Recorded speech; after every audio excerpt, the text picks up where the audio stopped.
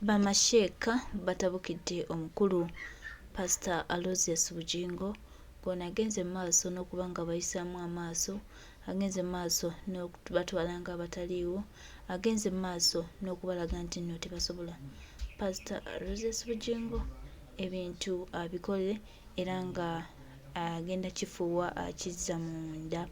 Luno lutalo yasimudde ku basiraamu n'abasiraamu bamusuubizza ekigenda mutuukako agenda kuba akigwako, era ono batutegeezezza bagenda omusabira dduwa ez'enjawulo, bagenda okuba nga bamusabira dduwa ezitategeerekeka, bagenda okuba nga bamusabira dduwa eziri zennyini ezaalagibwa.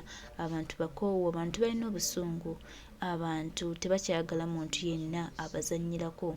Tuli mu mbeera ya struggle. Bwe balaba Bugingo ng'agenda abazannyirako, omubbi omufere ffenna gwe tumanyi atambulira ku bufere, atambulira ku bubbi, banange abantu baggwamu amaanyi. So Bugingo bw'oba obba abantu bo neeva ku madiini g'abantu, abantu balina obulumi, abantu balina obusungu, gwe weesiimye obba ofuna bobba, naye ate bannayuganda batafuna be babba. Toyagala balwaizinga amaloboozi gaabwe babeeko ekyenjawulo kye bakola. Bugingo weesonyiwe eddiini y'Obusiraamu, twala bubbi bwo, kola bubbi bwo, obeeko ekyenjawulo ky'otuukako. Wamanyira okuvuma His Excellency Kyagulanyi Ssentamu Robert omuntu bw'aba wakwanukula Bugingo ku bintu bingi, buli kanaku ajja kubeera mu kumwanukula kubanga alina ebibye. Ono ye pasita ayokya Bayibuli ate ekya n'omusanga nga akootinga mu Bayibuli. Oyo yasolooza ssente mu bantu. Inna kathira min al-ahbari wal-ruhbani yakuluna amwala nnasi bilbatil. Eno abantu abatadde mu butenti eri bwagolomola ga golofa, ne baleeta bwasabisiza abantu, ne baleeta n'akazimbe gazimba agagaaga amaka ne weewuunya. Ono alina ebizibu bye ebyamaka bisiiba bitweninga ku social media. Teriyo musiraamu yali ayogeddeko kuba tetulinaako bwetaavu, tetulinaako bwetaavu. Amaanyi galeeta supidi gye yaleese okudda ku kuvuma Seeka olw'okuziriza iringa kwe, n'alusukka ku Seeka n'awalampa Obusiraamu bwonna. Tetulina abasiraamu, buli musiraamu alina ensobi ze, ate abakulembeze b'Obusiraamu mwana wattu ensobi zaabwe tebazikola lwa Busiraamu. Oli bw'aba alina ensobi ye mu Busiraamu nga mukulembeze wa Busiraamu, ensobi ye tagikola lwa Busiraamu. Omuntu tokkirizibwa kusinziira ku nsobi yange Umar n'ozikulwalampa n'ovuma Obusiraamu n'okkakkanya Obusiraamu. You have no right. Bwengani owera ki ku Busiraamu? Tuteeka Obusiraamu eno ku minzaani, tuleete ne Bugingo ku kiba tukya minzaani ekyokubiri. So please, atwesonyiweko, tetumwinaako bwetaavu, weesonyiwe Obusiraamu. Bw'oba oyagala kuvuma Umaru nga Umaru, vuma Umaru nga Umaru, naye don't include the word Islam mu bigambo byo, bijje mu kamwako. Obusiraamu tebuli worth your mouth.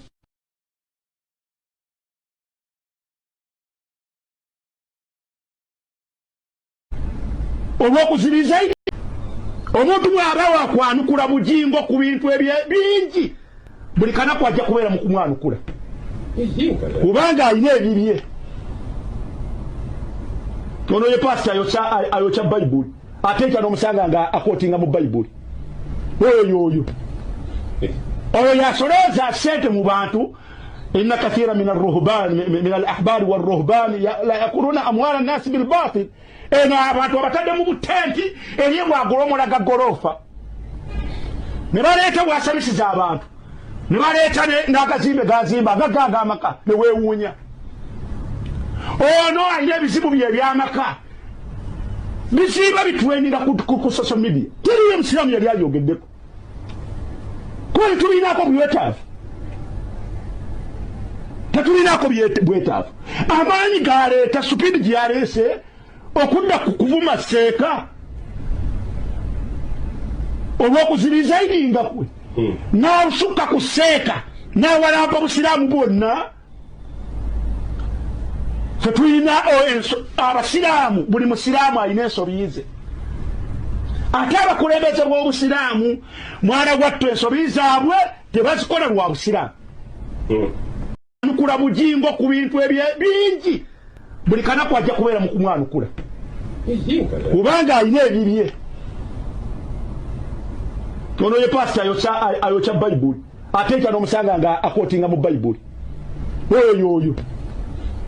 oyo yasolooza sente mu bantu inna kathira min al-ahbari wal-ruhbani yakuluna amwala nnasi bilbatil eno abantu abatadde mu butenti eri bwagolomolaga gorofa ne baleeta bwasamisiza abantu ne baleeta n'akazimbe gazimba agagaga amaka ne weewuunya ono alina ebizibu bye ebyamaka bisiiba bitweninga ku social media teriyo musiraamu yali ayogeddeko kuba tetulinako bwetaavu tetulinako bwetaavu amaanyi galeeta supidi gyaleese okudda ku kuvuma seeka olw'okuziriza ininga kwe n'alusukka ku seeka n'awalampa busiraamu bwonna tetulina abasiraamu buli musiraamu alina ensobi ze ate abakulembeze b'obusiraamu mwana gwattu ensobi zaabwe tebazikola lwa busiraamu oli bw'aba alina ensobi ye mu busiraamu nga mukulembeze wa busiraamu ensobi ye tagikola lwa busiraamu omuntu tokkirizibwa kusinziira ku nsobi yange Umar n'ozikulwalampa n'ovuma obusiraamu n'okkakkanya obusiraamu. You have no right. Bwendani owera ki ku busiraamu tuteeka obusiraamu eno ku minzaani tuleete ne bujingo ku kibatu kya minzaani ekyokubiri.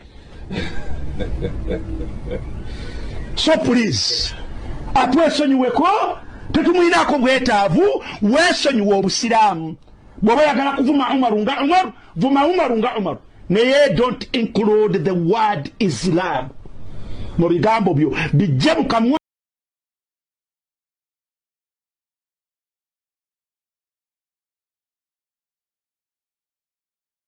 Abantu balina obusungu era obusungu bugenze mu maaso n'okubulaga abantu tebakyagala muntu wabasinikirako mannyo. So Pastor Bujingo tukusaba ofune ku byenjawulo ebyokola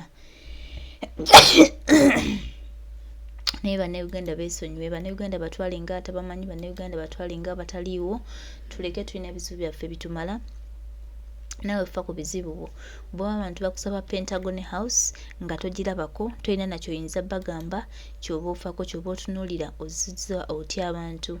Ne bannayuganda balina ebizibu byabwe eby'enjawulo, bannayuganda baleke bannayuganda beesonyiwe batwale nga abataliiwo kubanga balina obuzibu bwabwe bulala nnyo n'okusinga ku buzibu bwo.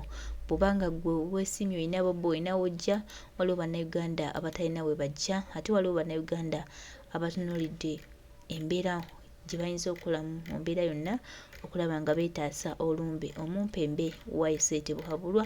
So gw'obanga obbamu bannayuganda bakusindika babbamu bubbi baako ekyenjawulo ky'okola okutereeza ebibi ebikwatako va ku ddiini y'abanno beesonyiwe baveeko.